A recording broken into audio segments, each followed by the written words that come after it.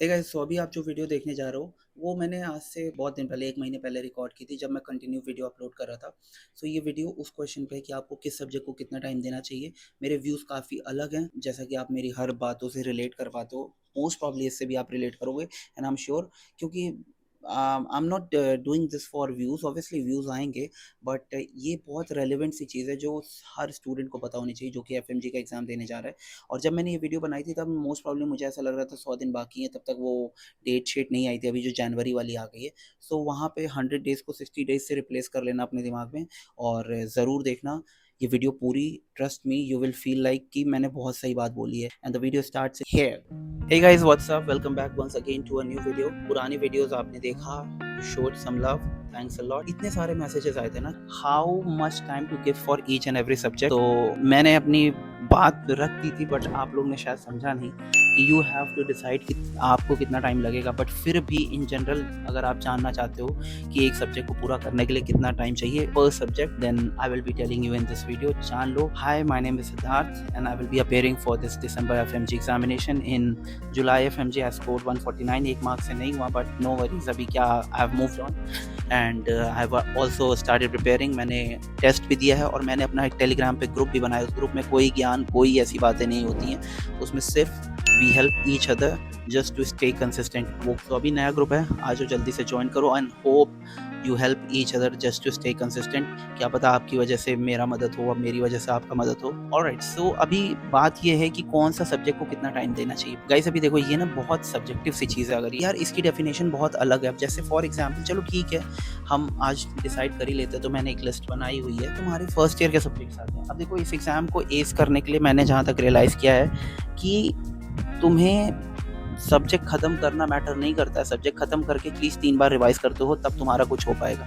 तो उस हिसाब से तुम्हें टाइम देना, क्योंकि एक सब्जेक्ट को पूरा करने के लिए बहुत ज़्यादा टाइम नहीं है आपके पास। हाँ, लेकिन अगर वो कंडीशन है कि आप एकदम आपने उस सब्जेक्ट को छुआ नहीं। जैसे आज मेरे ग्रुप में किसी स्टूडेंट ने बोला था, किसी फ्रेंड ने बोला था कि बायोकेमिस्ट्री उसने टच भी नहीं की है और सर की वो वाली वीडियो भी, रिविजन वीडियो जो यूट्यूब पे फ्री में पड़ी, वो उसने देखा था, वीडियो डिडंट हेल्प। सो अब क्या करें हम। सो उसके लिए मेन वीडियोस आप किसी भी कोचिंग से हो, ऑफलाइन ऑनलाइन व्हाटएवर, जो भी आपका प्रेफरेंस हो, आप जिससे भी हो, तो आपको उधर से देखना ही पड़ेगा। एक बार बेसिक सा कॉन्सेप्ट तो बनाना पड़ेगा ना, आइडिया बनाना पड़ेगा। तो चलो, अब उस आइडिया के लिए मैं ये मानता हूँ कि हमने इस सब्जेक्ट को कुछ भी नहीं पढ़ा है, ठीक है, हमें उस सब्जेक्ट के बारे में कुछ भी नहीं आता, तो हम कितना दिन दे सकते हैं मैक्स। हम इससे ज़्यादा दिन अगर देंगे उस सब्जेक्ट को तो वेस्ट होगा। जनरल सा एग्जाम्पल है, एक जनरल सा ऐसे सेट कर लो कि जो लॉन्ग सब्जेक्ट्स हैं उनको तुम 1 हफ्ता दे सकते हो। अगर तुमने एकदम नहीं पढ़ा है तो लॉन्ग सब्जेक्ट 1 हफ्ते में, आई डोंट नो, देखो 100 दिन में तुम्हें करना ही पड़ेगा। 5 साल का सिलेबस है, डोंट एक्सपेक्ट कि ये कम है ज़्यादा है, वो आपको खुद जज करना पड़ेगा। आप एक बार पेन पेपर लेके बैठोगे ना, तो आपको खुद समझ में आएगा कि ये टाइम बहुत कम है। ऑलरेडी 100 डेज़ कुछ नहीं होते हैं यार। 40 दिन इंटर्नशिप के बाद मैं आया था वापस, तो 40 दिन मिले थे। 40 दिन कब निकल के समझ नहीं आया। 40 दिन तो मुझे पीवाईक्यू करने में, रिवाइज करने में, क्यू बैंक करने में, क्यू बैंक पूरे भी नहीं किए थे, जीटी देने में, पीवाईक्यूज की जीटी देने में, उतने में ही निकल गए 40 दिन।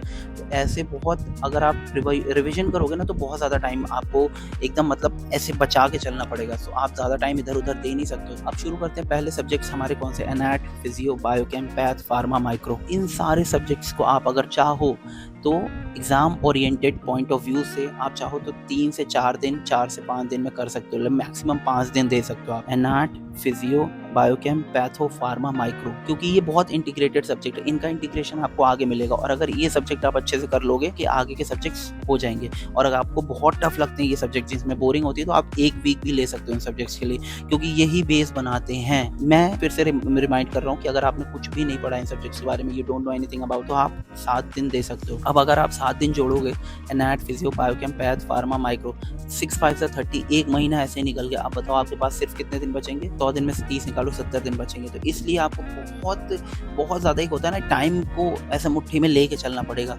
आप इन सब्जेक्ट्स को चलो दे सकते हो। मेरे से अगर तुम सीरियसली मेरा पॉइंट ऑफ व्यू जानना चाहोगे, तो मैं तो यही कहूँगा कि try to finish all your reading notes, जो भी है 1 महीने के अंदर करो। और 2 महीने अगर रिवाइज करेंगे तभी मुझे लगता है हमारा हो पाएगा, क्योंकि रिवीजन बहुत रोल प्ले करता है यार। बहुत सी चीज़ें होती हैं जो गले में रहती हैं और आपको पता होता है कि ये मुझे आता है, but you can't recall them. So इसलिए please give as much time for revision. और जीटीज तो इसलिए 1 महीने में ख़त्म करो।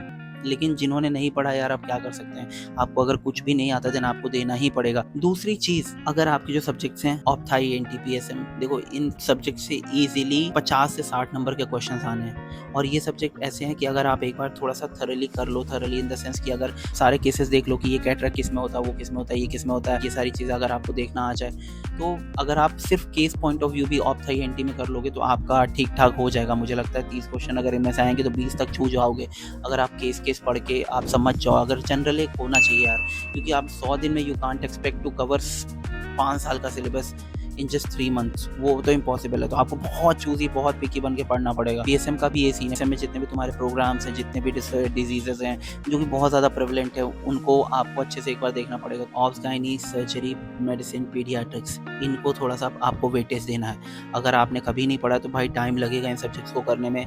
एक बार कॉन्सेप्ट बनाओ, उसके बाद revision videos most probably help करें। क्योंकि अगर आप डायरेक्टली देखो, अब मेडिसिन का क्या सीन है, आप एक बार को ऑप्थाई एनटी का कर सकते हो थोड़ा मोड़ा, बट मेडिसिन में क्या है, मेडिसिन में आप डायरेक्ट मेडिसिन पढ़ के क्या ही समझ में आएगा अगर आपकी पैथ, फार्मा, माइक्रो ये सारी चीज़ अच्छी नहीं है। तो प्रॉफ वाले जो सब्जेक्ट्स हैं, PROAFS आपके जो हैं, आप प्लीज़ इन पे ज़्यादा टाइम ना दो। PROAFS में आप 2 दिन भी दोगे, 1 दिन भी दोगे पर सब्जेक्ट, 2 दिन भी दोगे तो बहुत ज़्यादा है।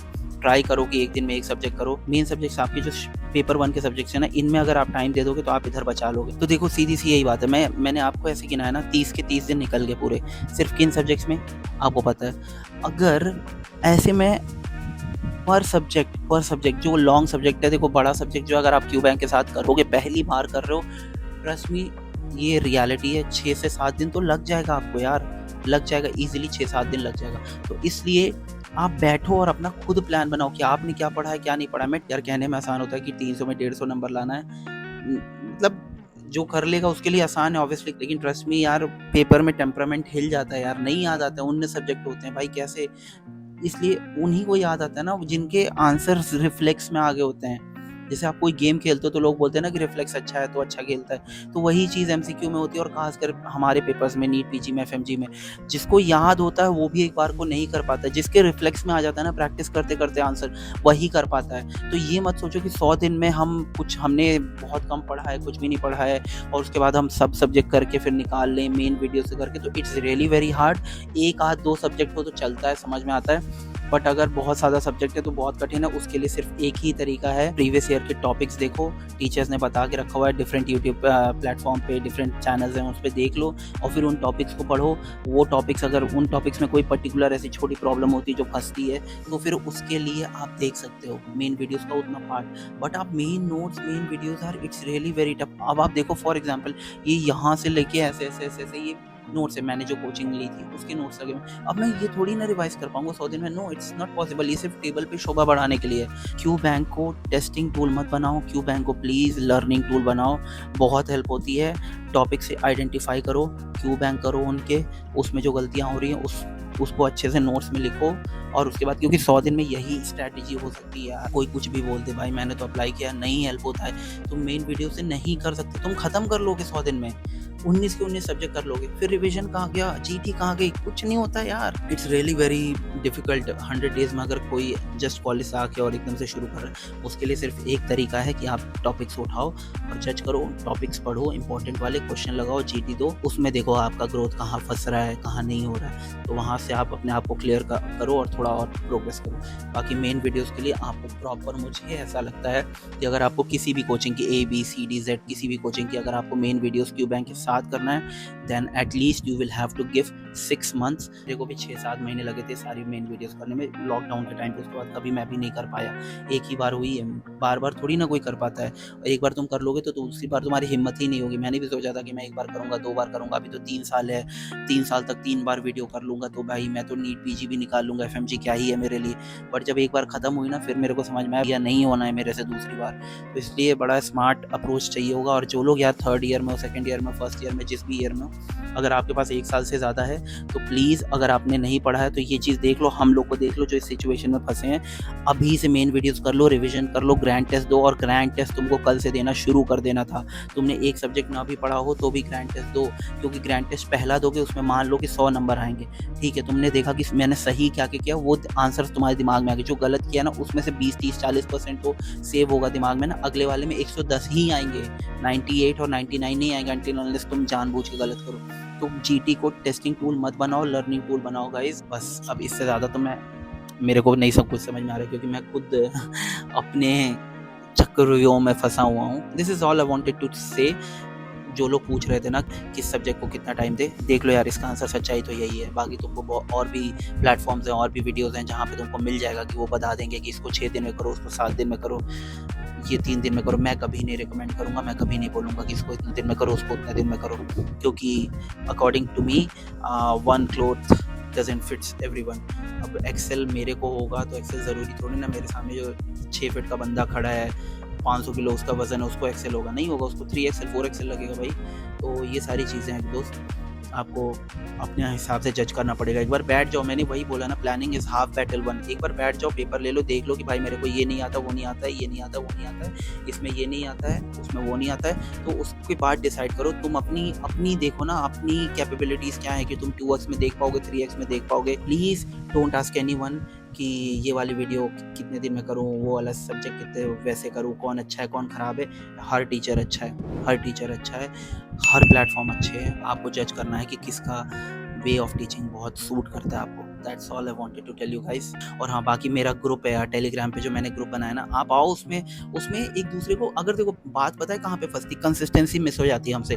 कंसिस्टेंट रहना सीखना है हमें। अगर हम कंसिस्टेंट हो गए ना, अगर आदत बन गई ना, जैसे अभी मैं नहीं पढ़ रहा हूँ, 3 दिन से मैं स्टडी टेबल चेयर पे बैठ रहा हूँ, सोशल मीडिया पे रह रहा हूँ, थोड़ा खोलता हूँ, 1-2 वीडियो देखता हूँ, नहीं पढ़ रहा हूँ, बैठ जा। इससे फ़ायदा क्या है मैं तुमको बताता हूँ। अभी मैं बैठ रहा हूँ ना, लेकिन जब मेरा पढ़ने का मन करेगा ना, तो मेरे दिमाग में ये नहीं होगा कि यार बैठा नहीं जा रहा है, यार अभी आदत ही नहीं है, दिमाग इधर उधर नहीं भागेगा। नहीं, ये चीज़ें नहीं होंगी मेरे साथ। So that's what I am saying, train your brain, you know, overwork your brain. अपने ब्रेन को अपने झांसे में लो, ब्रेन के झांसे में मत आओ प्लीज़। इट डिपेंड्स कि आप ब्रेन के कंट्रोल में हो या ब्रेन आपके कंट्रोल में है। तो ये सारी चीज़ें करनी है, इसलिए मेरे ग्रुप में आओ, उधर मैसेज लिखो कि क्या पढ़ा मैंने, क्या नहीं पढ़ा। उधर ज्ञान देने की ज़रूरत नहीं है कि ये वाला सब्जेक्ट इधर से पढ़ लो, उधर से पढ़ लो। किसी को पर्सनल प्रॉब्लम हो तो पूछ सकता है, कोई बात नहीं है। बट उस ग्रुप में सिर्फ इतना ही होगा कि कंसिस्टेंट रखने में एक दूसरे को हेल्प करेंगे, मोटिवेट करेंगे एक दूसरे को, और एक बार कंसिस्टेंसी आ जाती है तो सब कुछ आ जाता है, ऐसा मुझे लगता है। Alright, so see you guys in another video. Till then, stay healthy, take care and peace out guys. Love you all.